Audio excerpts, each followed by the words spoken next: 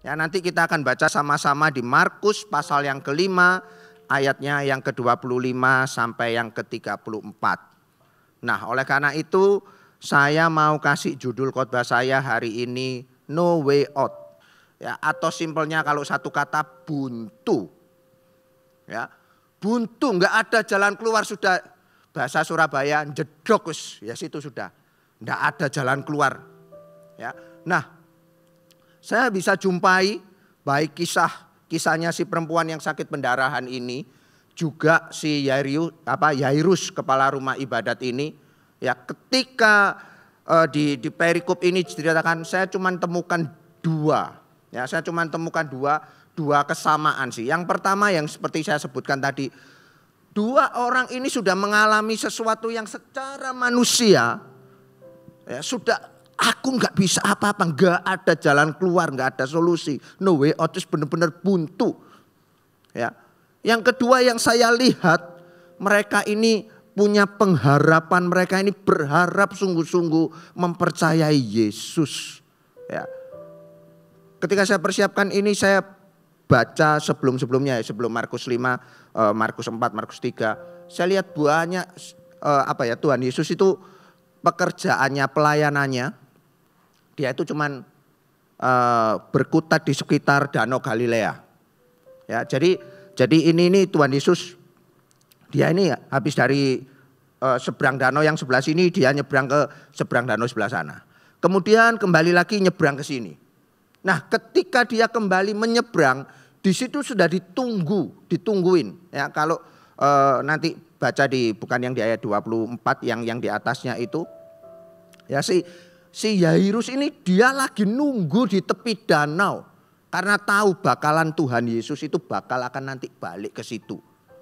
Ya, saya enggak tahu infonya dari mana, intelnya dari mana. Pokoknya dia tahu bahkan Tuhan Yesus akan kembali balik ke situ dan dia tunggu itu di tepi danau.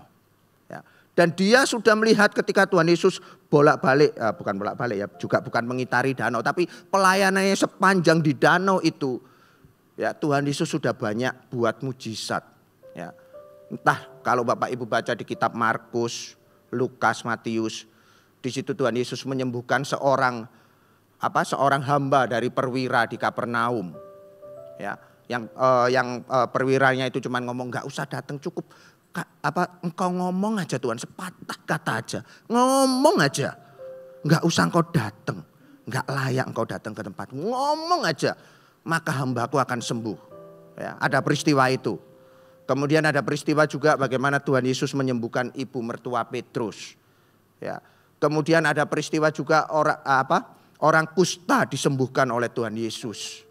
Ya, terus kemudian ada cerita yang kita tahu juga, yang sering kita dengar juga, orang lumpuh disembuhkan oleh Tuhan Yesus, yang digotong sama temannya itu loh, sampai naik ke atap, kemudian dilepas, sembuh. Enggak dilepas, enggak ya.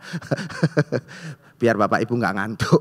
Ya, itu sudah tersiar ya di telinganya baik Yairus maupun si perempuan yang sakit pendarahan ini. Ya, bahkan yang ada yang lagi ini juga membangkitkan anak muda. Ya, mungkin itu seorang pria sih kelihatannya. Ya, mungkin orang muda yang sudah meninggal di Nain itu. Ya, dan sudah tersiar di telinga mereka bahwa Yesus ini menyembuhkan banyak orang. Ya, oleh karena itu si Yairus nunggu. Ya, kalau si perempuan sakit pendarahan ini memang nggak nunggu. Perempuan sakit pendarahan ini bahasanya ya, dia ini di tengah-tengah Yairus lagi ngajak Tuhan Yesus mau ke rumahnya untuk menyembuhkan anaknya. Dia ini ngomongnya ya. Bahasa saya sih nyelat itu apa ya? Motong itu apa? Nah, nyerobot. Nah, nyerobot kayak gitu perempuan pendarahan ini. Ya, dia nyerobot ketika dia menerima kesembuhan dari Tuhan itu. Ya. Nah, saya mau ngomong kayak gini Bapak Ibu, sebelum kita baca firman Tuhan ini dulu. Ya, nanti ibadah satu ini tadi saya katakan no way out, tidak ada jalan keluar. Ya, secara manusia memang nggak ada jalan keluar. Tetapi Tuhan punya 1001 macam cara. Tuhan punya berbagai macam cara. Mungkin kita sudah buntu, kita sudah jedok, kita nggak tahu. Sama seperti Yairus, sama seperti perempuan yang sakit pendarahan ini.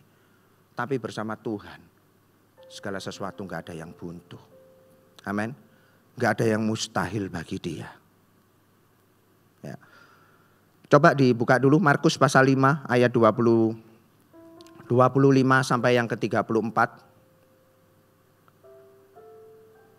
Saya ingat seperti ini Bapak Ibu, kalau ngomong sudah jalan buntu, sudah nggak ada jalan keluar. Ketika saya persiapkan ini saya cuma inget-inget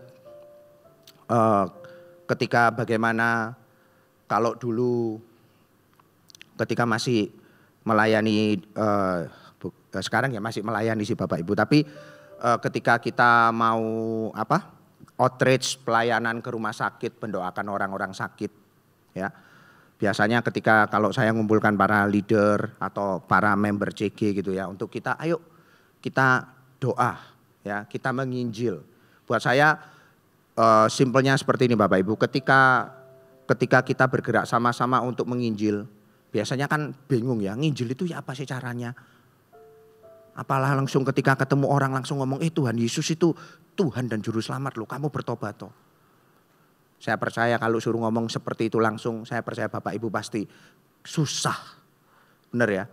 Buat saya paling sederhana nginjil ya sudah gini aja, datang ke rumah sakit, doain orang sakit dulu aja kayak gitu. Ya datang ke rumah sakit pasti doain orang sakit ya. Benar ya Bapak Ibu ya?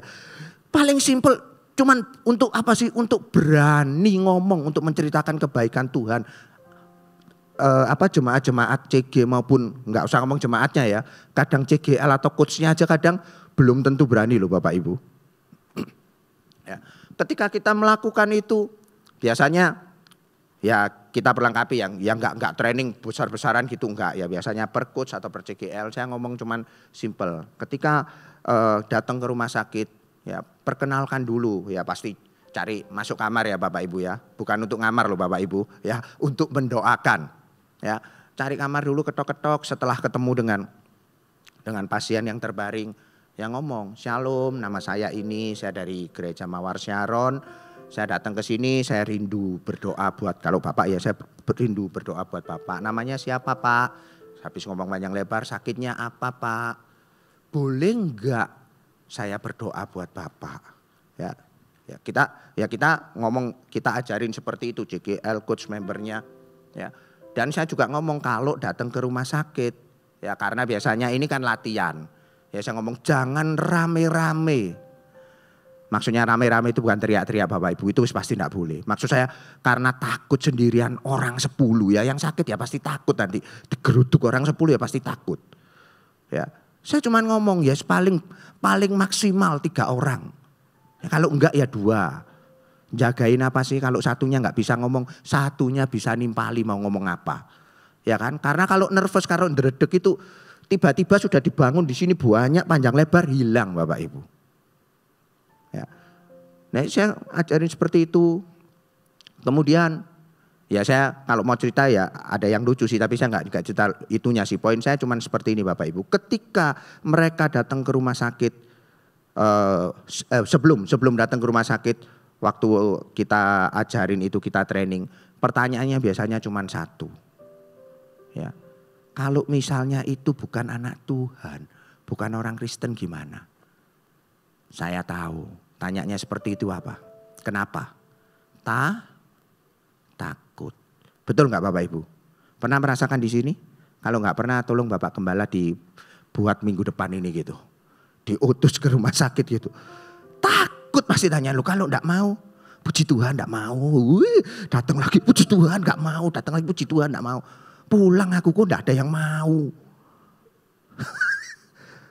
Tuhan menyertai, menjawab doaku. Yang lancar saya dibuntu. Ya kan, tanya buahnya mesti tanyanya seperti itu. Ya, saya cuma ngomong sama mereka. Karena saya tahu, saya dulu juga sama seperti mereka. Sudah kamu ngomong aja, pasti banyak yang enggak mau. Pasti banyak yang enggak mau. Bapak Ibu diam semua. Pasti banyak yang mau. Saya yakin pasti banyak yang mau.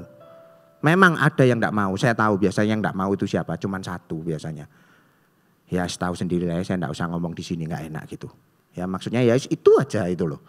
Ya, biasanya pasti mau, termasuk bukan anak Tuhan kecuali satu itu ya, pokoknya gitu. Yang najis itu enggak mau itu pasti. Ya, biasanya pasti mau. Kenapa? Karena mereka tahu, mereka butuh doa-doa kita. Enggak lihat Anda orang Kristen, enggak lihat apa, justru buat saya itulah kesempatan kita membagikan kasih Tuhan. Ya. Sama seperti perempuan yang sakit pendarahan ini. Ya, kalau saya mau nanti aja ceritanya, buka dulu aja ya. Buka dulu Markus 5 ayatnya yang ke-25 sampai ke-34. Sudah ya, saya baca ya. Adalah di situ seorang perempuan yang sudah berapa? 12 tahun lamanya menderita pendarahan. Ya. 12 tahun menderita pendarahan, ia telah berulang-ulang, ya saya garis bawahi di Alkitab saya, ia telah berulang-ulang diobati berbagai macam tabib. Sudah datang ke dokter A, B, C, D sampai Z, balik lagi ke A. Ya kan, berulang-ulang kayak gitu. Sehingga telah dihabiskannya semua yang ada padanya, habis semua harta bendanya. Namun sama sekali tidak ada faedahnya, ya. Gak ada gunanya, gak sembuh. Malah sebaliknya keadaannya makin memburuk. 27, dia sudah mendengar berita-berita tentang Yesus. Ya seperti yang saya katakan tadi. Dia sudah dengar loh Tuhan Yesus itu loh. Menyembuhkan orang lumpuh. Tuhan Yesus itu loh membangkitkan orang mati. Ya, Tuhan Yesus itu loh menyembuhkan orang kusta. Katanya kusta gak bisa sembuh. Toh sembuh juga. Lanjut. Dia sudah mendengar berita-berita tentang Yesus. Maka di tengah-tengah orang banyak itu, ia mendekati Yesus dari belakang dan menjamah jubahnya. Sebab katanya, asal ku jamah saja jubahnya, aku akan sembuh.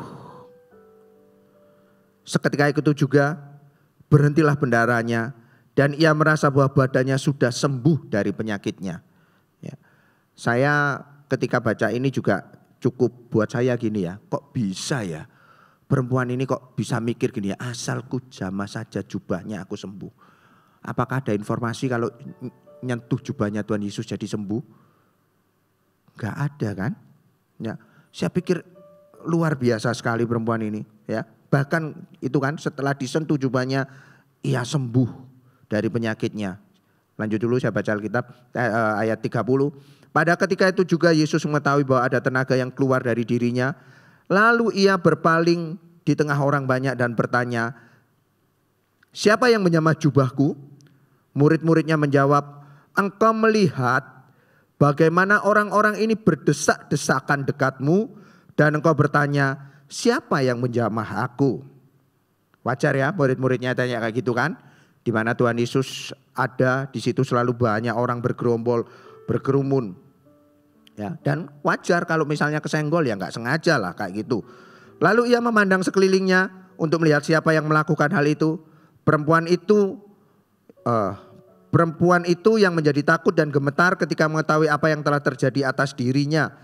Tampil dan tersungkur di depan Yesus dan dengan tulus memberitahukan segala sesuatu kepadanya. Maka katanya kepada perempuan itu, hai anakku, imanmu telah menyelamatkan engkau. Pergilah dengan selamat dan sembuhlah dari penyakitmu. Ya, hari ini, pagi hari ini ada 3 hal yang mau saya bagikan buat kita semua di tempat ini. Mengapa sih kita perlu beriman kepada Tuhan? Iman adalah kunci untuk meraih janji-janji Allah. Yang kita bisa lihat dari perempuan ini, ya. Coba Bapak Ibu coba enggak usah dibayangkan saya aja ya. Kayak gini. Saya bisa bayangkan, memang saya enggak pernah sakit pendarahan seperti perempuan ini, ya, karena itu memang khusus untuk perempuan gitu.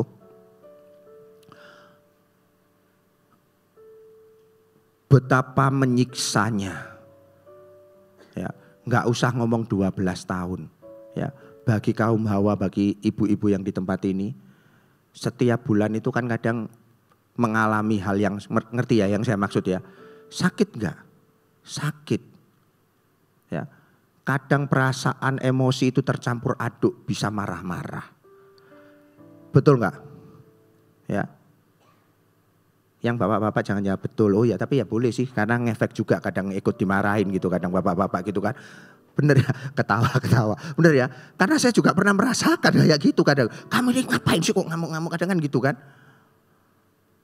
Ya terus ngamuk gitu, kita ngamuk malah sana ikut ngamuk gitu kan. Ya. Itu yang enggak sakit, itu memang sudah wajar, sudah normalnya yang seperti itu. Ya kan?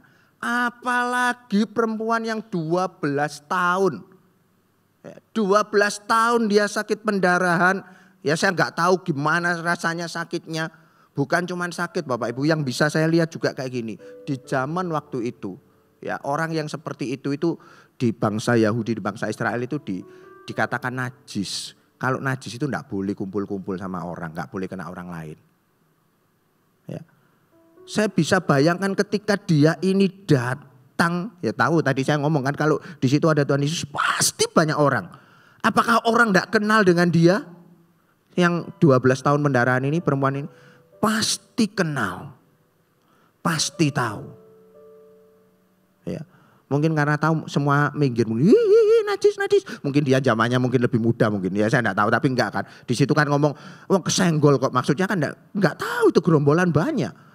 Tapi saya bisa rasakan ketika bagaimana dia yang 12 tahun mengalami sakit yang seperti ini yang enggak kunjung sembuh-sembuh. Ya kan tadi kita baca. Dia datang ke berbagai macam tabib, berbagai macam dokter. Enggak malah membaik loh, enggak malah sembuh. Makanya tadi saya katakan buntu, no way out. Hampir keliru, no way home nanti Spiderman nanti. Ya. Buntu sudah dia enggak nemu jalan keluar, tapi dia tahu, dia dengar itu loh, Yesus itu loh. Dia bisa menyembuhkan orang sakit, orang lumpuh, orang kusta, orang mati dibangkitkan, dia dengar itu. Ya. Dan ketika dia dengar itu dengan setiap kondisi yang dia alami, dia mulai bangkitkan iman itu, dia bergerak. Ya. Dia mulai bergerak untuk apa? Ya tadi sempat saya ngomong juga, enggak tahu kok dapat ide gitu, asal ku jamah jubahnya. Ya, kok enggak minta, Tuhan Yesus tolong doakan aku. Kan mestinya gitu kan. Tapi enggak tahu ini dia dapat ide dari mana, dia cuma asal ku jamah saja jubahnya. Makanya tadi saya katakan iman itu adalah kunci untuk mendapatkan janji-janji Allah di dalam kehidupan setiap kita. Ya. Saya bisa, kalau Bapak Ibu lihat di Ibrani pasal 11 itu tentang iman. Ayat yang pertama, iman adalah dasar dari segala sesuatu yang kita harapkan. Bukti dari segala sesuatu yang tidak kita lihat. Ya. Saya kadang kalau mau menerjemahkan ini juga, untuk bisa mendarat lebih mudah itu bagi saya agak-agak susah, ya kan? Tapi saya pernah dengar satu cerita, mungkin bisa membuat Bapak Ibu juga lebih mudah. Ya, iman itu kayak apa sih? Dasar dari segala yang kita harapkan. Kalau dasar masih gampang ya, kita berharap apa, kita punya dasarnya. Tapi bukti dari sesuatu yang tidak kita lihat, loh kita nggak lihat kok buktinya apa, kan gitu kan? Biasanya ngomongnya gitu, betul ya? Benar ya? Mungkin saya bisa ngomongnya, saya kasih contoh 2 aja ya. Yang pertama ini dulu. Bapak Ibu yang bekerja, yang pengusaha. Biasanya, saya enggak tahu sekarang bukan masih ada. Kalau adanya iya, tapi masih sering terjadi apa enggak saya enggak tahu. Tapi rasanya masih sering juga gitu kan. Ada yang namanya dari bank itu cek atau biliet giro. Betul enggak ya? Saya enggak ngasih contoh yang biliet gironya, yang cek aja. Kalau misalnya contoh aja ya, saya nulis cek gitu 10 miliar gitu kan. Saya kasihkan ke Pak Julius saja, kompenian saya tadi gitu kan. Saya kasihkan ke Pak Julius. Seneng gak Pak Julius? Ya karena ini loh Bapak Ibu bukan gratis, karena hubungan kerja saya harus bayar dia. Saya kasih Pak Julius cek 10 miliar gitu. Ya beneran lah, pokoknya transaksi sejumlah 10 miliar. Pasti seneng. Ya, ngerti maksud saya dulu Bapak Ibu ya? Ngerti ya? Atau Bapak Ibu kalau terima cek 10 miliar seneng nggak? Seneng ya pasti ya.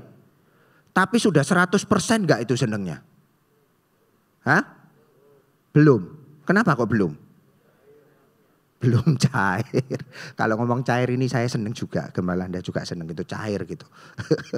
Ya memang harus dicairkan itu baru beneran itu kita full senengnya itu 100%. Tapi kalau saya mau tanya apakah Pak Julius tadi sudah punya uangnya 10 M? Maksudnya bukan secara fisik.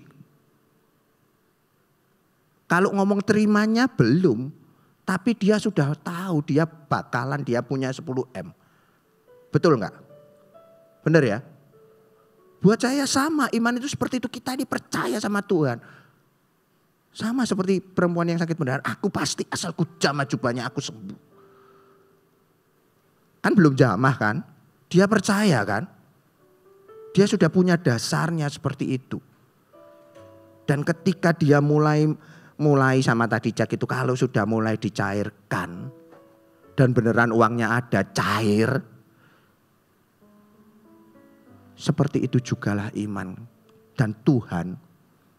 Ya, tadi saya katakan iman adalah kunci untuk setiap janji-janji Allah dalam kehidupan kita. Kalau Anda tidak punya iman, saya percaya janji-janji Allah nggak akan digenapi dalam hidup Bapak Ibu Saudara termasuk saya. Miliki iman terlebih dahulu karena itu basicnya, itu dasar kita untuk menerima janji Allah di dalam kehidupan setiap kita.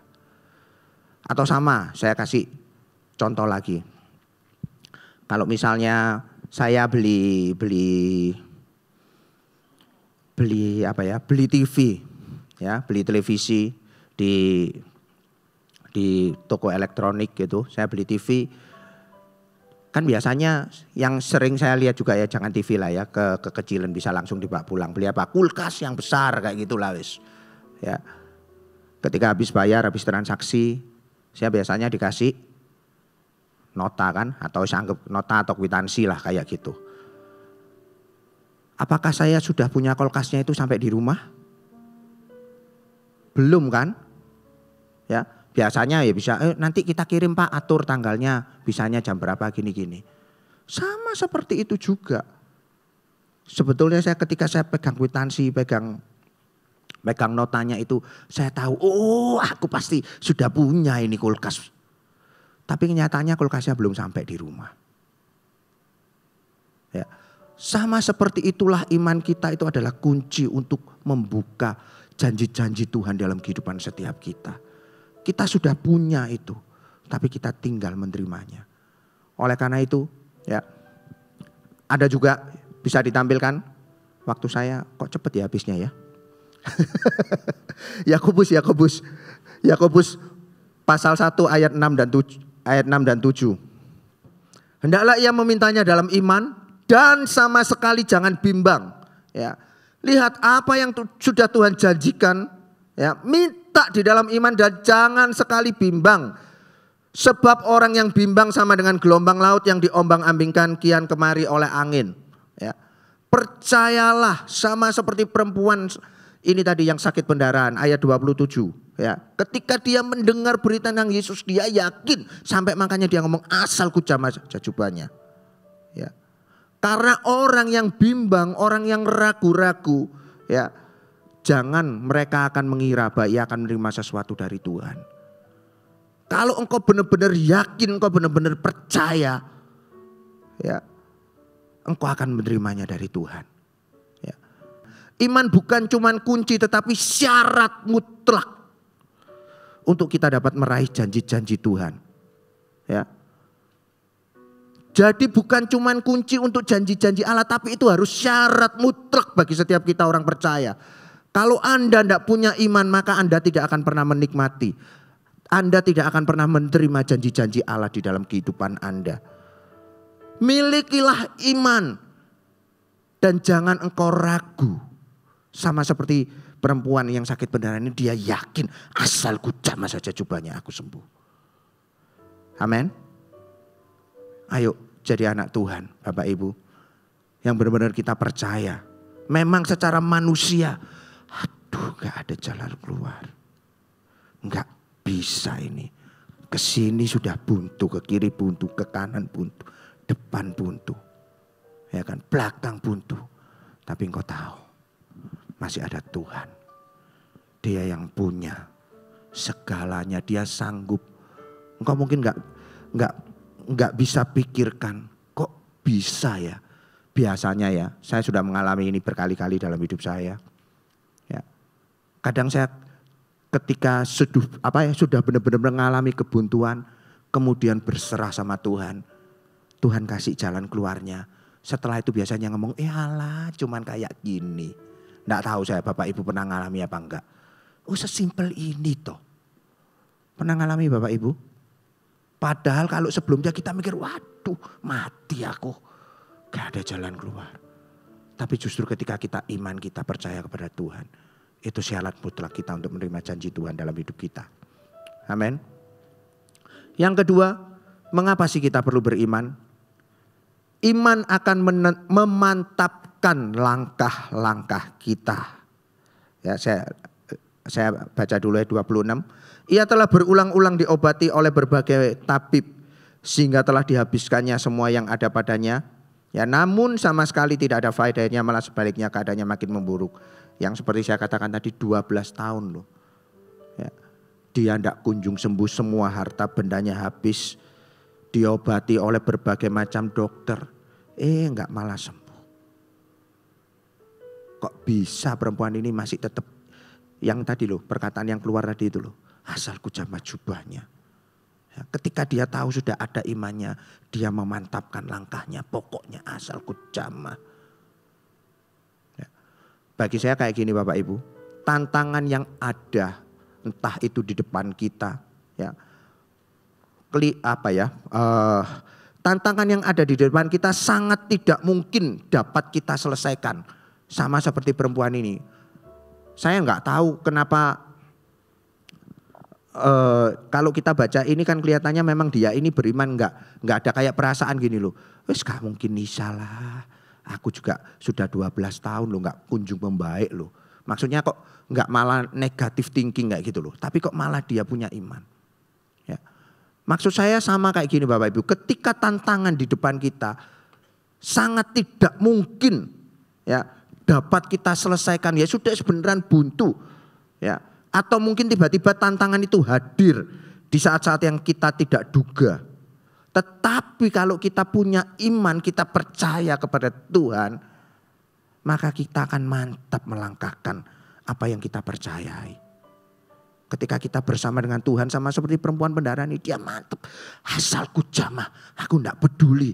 Aku harus menerobos masuk kerumunan orang. Aku tidak peduli nanti orang lain mungkin menggunjingkan aku. Karena tadi saya katakan dia najis. Biasanya nggak boleh kena orang. Aku nggak peduli. Pokoknya aku melangkah imannya mantep. Pokoknya aku harus jamah. Sama. Kalau kita orang beriman kita punya tantangan. Yang kelihatannya nggak mungkin. Percaya saja, mantep aja yang Tuhan ngomong apa. Ikuti. Dan biasanya yang Tuhan berkatakan kepada setiap kita itu kelihatannya secara akal pikiran kita itu memang nggak mungkin. Nanti lah kayak gini, kenanya aku atau apa, pokoknya kurang lebih kayak gitulah. Tapi bagi saya percayalah, kalau Anda sudah beriman kepada Tuhan, apa yang Tuhan katakan, mantaplah melangkah. Amin. Mantaplah melangkah walaupun kelihatannya sangat-sangat gak mungkin. Walaupun itu berat untuk kau lakukan. Percayalah. Ya. Seperti perkataan Tuhan Yesus kepada perempuan ini. Imanmu telah menyelamatkanmu. Amin. Yang ketiga. Mengapa sih kita perlu beriman? Iman akan memampukan kita mengambil keputusan-keputusan yang tepat di dalam hidup kita. Simpel Bapak Ibu. Kenapa sih ketika kita beriman kita bisa punya keputusan yang tepat? Karena iman itu lahir dari setiap firman Tuhan. Iman itu lahir dari setiap perkataan Tuhan yang kita percayai di dalam hidup kita. Amin. Dan keputusan yang tepat itu dengan sendirinya atau secara otomatis akan mengarahkan kita kepada rencana dan kehendak Tuhan yang sempurna di dalam kehidupan setiap kita. Pasti itu. Saya bisa lihat kayak gini.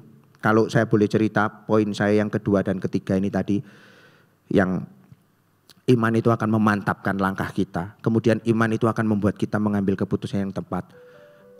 Bapak Ibu bisa lihat ceritanya, saya nggak bisa panjang lebar, waktunya sudah mepet itu. Bapak Ibu bisa lihat ceritanya Ruth, ya, bagaimana dia ikut si Naomi mertuanya untuk kembali pulang ke Bethlehem Yehuda. Ya, kita tahu ceritanya, ya. Naomi bersama dengan suami dan anak-anaknya pergi meninggalkan Bethlehem Yehuda untuk pergi ke Moab. Karena di Bethlehem Yehuda mengalami kelaparan. Kemudian mereka di Moab ini, anaknya namanya Mahlon dan Kilion ini, mereka menikah di situ. Mereka menikah di situ. Naomi punya mantu yang namanya Ruth. Ya, mantu ya, bukan mertua, menantu. Ya benar, punya menantu yang namanya Ruth sama Orpa. Ya. Singkat cerita, suaminya meninggal, kedua anaknya meninggal. Jadi tinggallah Naomi dengan kedua menantunya, si Orpa sama si Ruth. Kemudian si Naomi ngomong, percuma aku di sini. Tuhan telah, pokoknya dia ngomong Tuhan telah meninggalkan atau apa. Aku tak pulang aja kembali ke Bethlehem Yehuda. Ya. Pertamanya dua orang menantunya ini ikut, si Orpa sama si Ruth ini. Tapi di tengah-tengah perjalanan si Orpa akhirnya, karena Naomi bilang, ngapain kamu ikut aku? Aku sudah tidak punya apa-apa lagi. Apa yang mau kamu tunggu? Anak aku juga nggak punya. Biasanya kan zaman dulu kalau meninggal ya adiknya yang akan menikah dengan sebagai penggantinya. Ya sudahlah. Orpanya meninggalkan Naomi, Ruthnya tetap ikut dengan Naomi. Ya. Dan ada Allahmu lah Allahku, bangsamu bangsaku. Dan kita tahu, ya. Mungkin saya kalau waktu itu jadi menantu, mungkin ya bukan wanita, tapi saya gambarkan kalau saya jadi menantunya si Naomi, saya mungkin akan jadi seperti Orpa, nggak akan jadi seperti Ruth. Apa yang saya harapkan dari Ruth? Nggak ada. Kok dari Ruth, dari Naomi kebalik, ya kan? Tapi si Ruth ini tetap ikut sama Naomi, dan akhirnya kita tahu dari Ruth lah lahir keturunan Tuhan kita Yesus Kristus. Iman yang seperti itulah dia mulai memantapkan langkahnya. Dan dia tahu dia buat keputusan yang tepat. Karena saya percaya karena dia lihat kesetiaan Naomi. Ketika bagaimana Naomi beribadah dengan Tuhan. Harusnya kita sebagai anak Tuhan sama Bapak Ibu. Ya, kita harus punya iman karena itu bukan cuma kunci. Tapi itu adalah syarat mutlak bagi setiap kita. Untuk menerima janji Allah. Dan kau tahu ketika kau tahu ada janji Allah yang sudah disediakan kepada kita. Engkau harus mantap apa yang Tuhan katakan. Jalan aja, percaya aja. Ya, sama seperti yang saya katakan tadi, cek itu tadi. Sama seperti yang nota atau kwitansi tadi, percaya aja. Kemudian yang terakhir, ya, ketika engkau tahu seperti itu. Ya, engkau akan membuat keputusan yang tepat. Engkau akan datang ke bank, engkau akan cairkan cek itu. Betul gak? Gak mungkin kan disimpan aja kan? Engkau akan datang ke bank, engkau akan cairkan itu. Seperti itu jugalah. Kenapa kita anak Tuhan? Harus percaya kepada Dia. Dan biar perkataan Tuhan yang sama yang Tuhan katakan kepada perempuan yang sakit pendarahan 12 tahun itu.